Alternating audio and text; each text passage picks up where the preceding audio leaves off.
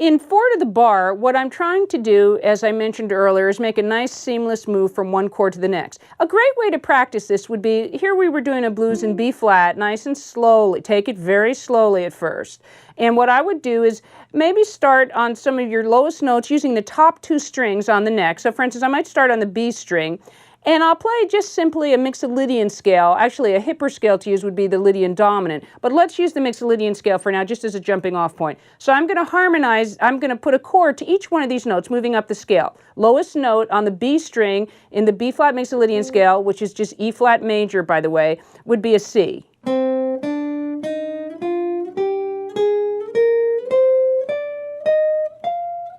Right? Or I could switch strings and then play some of those notes on the high string, on the high E at any point. There, I've shifted now. Okay? So now I'm going to put a chord to each one of these notes, just using the B flat chord. So now I'm B flat 7. So now I've got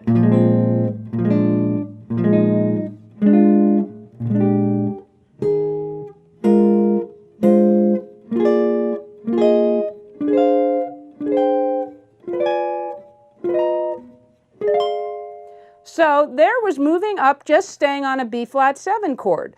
Now, in the context of the blues, in the 4 to the bar, of course, in measure 2, I would be going to the 4 chord, to the E flat 7.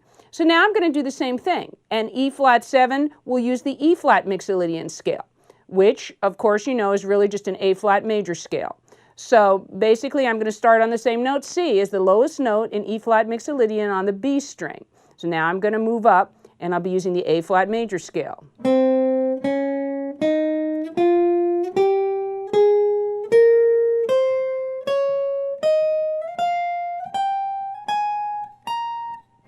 And still end up on the high C there.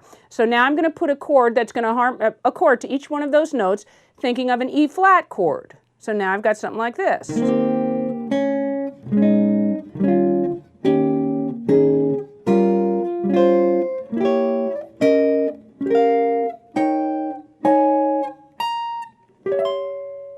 So there we had, and when I came up to the very high notes there, sometimes I just played a single note because I was way up high, and it's hard to get a chord out and articulate a chord real clearly in that very high register. Okay, now I'm going to mix and match. It's going between B flat and E flat 7, 1 to the 4 chord, using the same idea we just talked about, 4 beats each. So now we get something like this.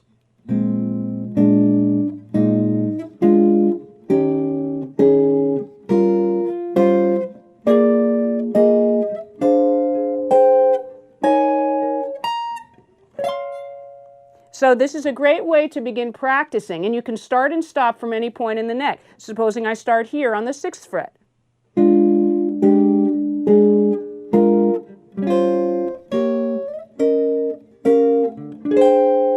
So again, you can start and stop from any point on the neck, and this is a great way to do this. You would then proceed through the blues to do that with appropriate scale choices for each chord.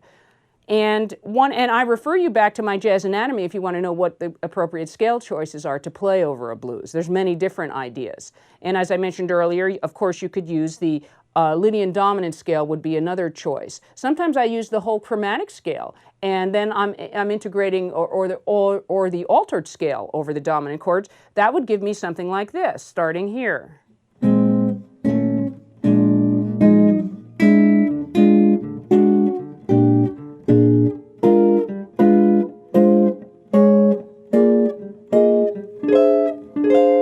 There I played all the way up a B flat type chord. So I started here with B flat 9, B flat sharp 9, B flat 7, B flat sus, B flat flat 5, B flat 7, B flat sharp 5, B flat 13, B flat 7. I probably wouldn't use this chord. It's a little kind of down home. I might use the tritone substitution there, the E7, to harmonize that high A flat there. Then I'm coming back to B flat.